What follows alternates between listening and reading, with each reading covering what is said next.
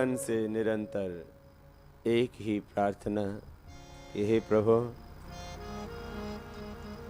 जीवन में जो अंधकार है उसको हटाओ।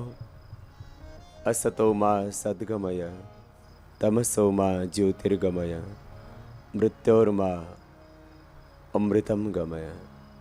ये अंधेरा छटेगा भीतर का, मिटेगी अविद्या, चित्त पर छाए हुए क्लेशों का तमस योग से दूर होगा। अब योग करने के लिए बैठ जाएंगे सीधे, दोनों हाथों को किसी एक मुद्रा विशेष में बनाएंगे। देखो, ये 5 अंगुलियां पंच तत्वों का प्रतिनिधित्व करती हैं देह में। ये पिंड और ब्रह्मांड पंच तत्वों से ही बना है, और पंच तत्वों में जब आ जाता है असंतुलन, तब शरीर हो जाता है रोगी। इन मुद्राओं के बनाने से पंच तत्व आपके संतुलित होंगे, और जो तत्व आपके शरीर का असंतुलित हो अधिक, वही मुद्रा विशेष करना। देखो, अंगूठा अग्नि तत्व का, तर्जनी वायु तत्व का, मध्यमा आकाश का, अनामिका पृथ्वी का, और सबसे छोटी कनिष्ठ अंगुली जल तत्व का प्रतिनिधित्व करती है शरीर में। और इन पंच तत्वों में जब आ जाता है असंतुलन, तब भीतर उठता है तूफान रोगों का। जैसे बाहर की प्रकृति में जब ये पंच तत्व विकृत होते हैं तो कहीं बाढ़ आती है, कहीं भूकंप आता है और तबाही मचती है। ऐसे ही ये जब पंच तत्व शरीर में असंतुलित हो जाते हैं तो रोग पैदा होते हैं। तो आइए, जिनको मस्तिष्क के रोग हैं, मन उद्विग्न रहता है, चिंताएं संतप्त किए जाती हैं, डिप्रेशन है, माइग्रेन पेन है, पार्किंसन और पैरालिसिस है, तो ऐसी मुद्रा में बैठे। यह है ध्यान मुद्रा। स्ट्रेस लेवल एकदम 0 होगा। हाइपरटेंशन, डिप्रेशन, मस्तिष्क संबंधी रोग मिटेंगे, मेमोरी होगी शार्प। ये ध्यान मुद्रा। ऐसे बैठने से ही ध्यान लगने लगता है, विराट असीम ब्रह्म के साथ एकाकार होने लगते हो। ये ध्यान मुद्रा। ये वायु मुद्रा। जिनको बॉडी पेन्स है वे ऐसे बैठना। अर्थराइटिस, गाउट, जोड़ों में दर्द, सर्वाइकल स्पॉन्डिलाइटिस है तो ऐसे बैठे। जिनको हियरिंग प्रॉब्लम्स हैं वे ऐसे बैठे। जिनको कान के रोग हैं वे ऐसे बैठ करके करें प्राणायाम। फिर ये पृथ्वी मुद्रा। जब बहुत भारी भरकम है, किसी ने सेंचुरी लगा रखी है और कुछ सेंचुरी लगा करके उससे आगे की और भी बढ़ रहे हैं, वे ऐसे बैठे। या कुछ ऐसे दुबले पतले हैं, बहुत ही पतले हैं, वे भी ऐसे ही बैठे। यह है पृथ्वी मुद्रा। ये जल मुद्रा। जिनको यूरिन संबंधी प्रॉब्लम है, जिनको किडनी की प्रॉब्लम है, वे ऐसे बैठे। शक्ति मुद्रा। जो बहुत कमजोर हो शरीर, ये शक्ति मुद्रा, बल की वृद्धि के लिए। ये अपान मुद्रा। 20 की 2 अंगुलियां इनको अंगुष्ठ के अग्रभाग से मिला देना। शरीर में बहुत ज्यादा टॉक्सिसिटी बढ़ी हुई है, ऑक्सीडेंट्स बहुत बढ़े हुए हैं, ऐसे बैठना। ऑक्सीडेंट्स, टॉक्सिन्स जब ज्यादा बढ़ जाते हैं तभी तो शरीर रोगी होता है, तो ऐसे बैठे। ये मुद्रा विशेष। ये मुद्राएं, इनमें बैठ करके आपको करना है प्राणायाम। आपके हाथों में है सब रोगों का समाधान, लेकिन आपको पता नहीं है। ये तो मुद्राओं के द्वारा हमने बताया। अभी आगे हम बताएंगे एक्यूप्रेशर से भी कैसे कर सकेंगे उपचार, लेकिन उससे पहले कराते हैं प्राणायाम। किसी भी एक आसन विशेष में बैठे।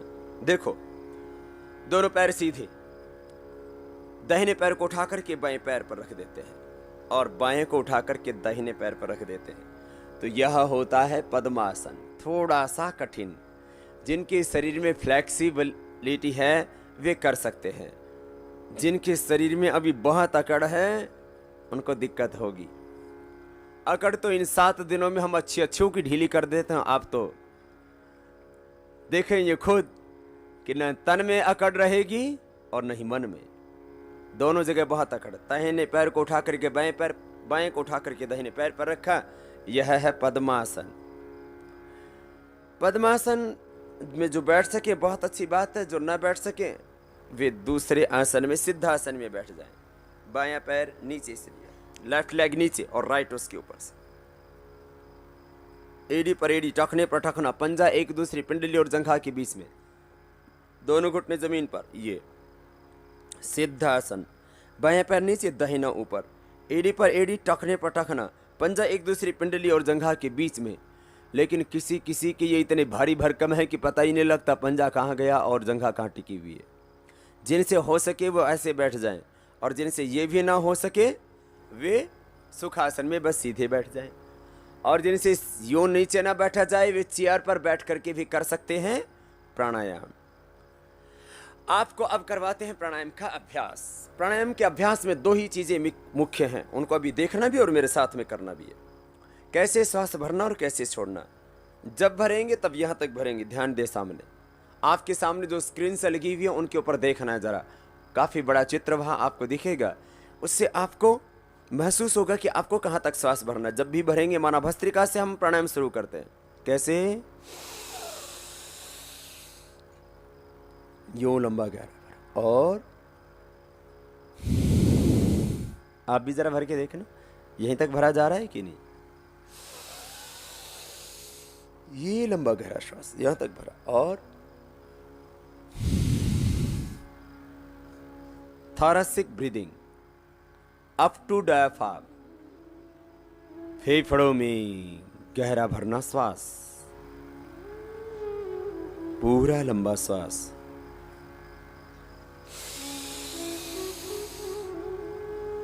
ये लंबा गहरा है तक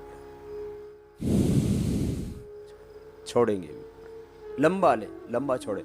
हार्ट आईबीपी की प्रॉब्लम है तो इससे धीरे से लेना, चक्कर भी आते हो, हार्ट की प्रॉब्लम हो, हाई बीपी की प्रॉब्लम हो तो ऐसे लंबा गहरा श्वास लिया, छोड़ दिया। करे सभी। अभी विधि बता रहे हैं प्राणायाम की जो 7 प्रक्रियाएं, उन 7 प्रक्रियाओं की विधि कैसे करनी है। वो प्राणायाम इनहेल करना पूरा, एक्सहेल भी करना पूरा,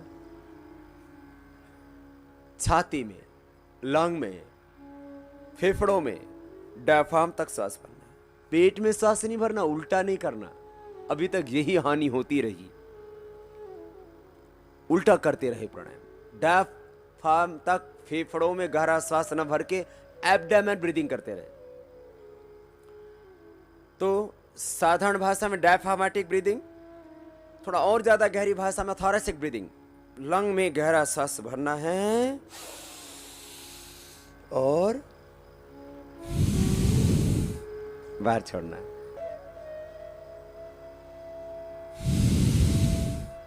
ये भस्त्रिका होगा। लंबा गहरा सांस भरो, अपनी शक्ति का अतिक्रमण न करना।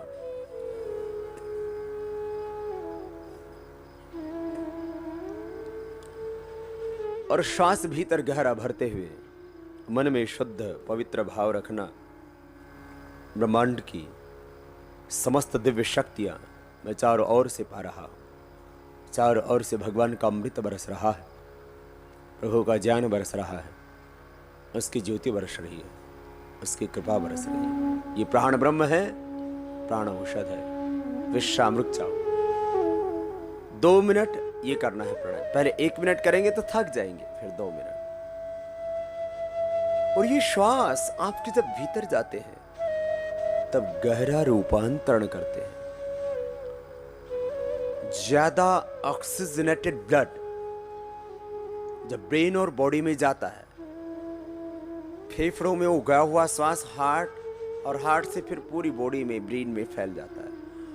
ज्यादा ऑक्सीजनेटेड ब्लड जब जाएगा भीतर देह में तो वाइटल एनर्जी पैदा होगी, इम्यून सिस्टम स्ट्रांग होगा, रेजिस्टेंस पावर बढ़ेगी, और जो सेल हमारे डेड हो गए थे वो दोबारा से सक्रिय होंगे, रीजनरेट होंगे इसी प्राणायाम से।